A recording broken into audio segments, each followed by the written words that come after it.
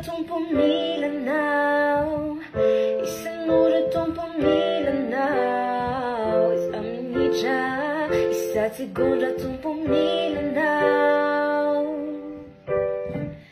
isanada tong pumilanaw, isanura tong pumilanaw, isamin niya, isa't segunda tong pumilanaw. Say kung ifanay ko manirin mafyana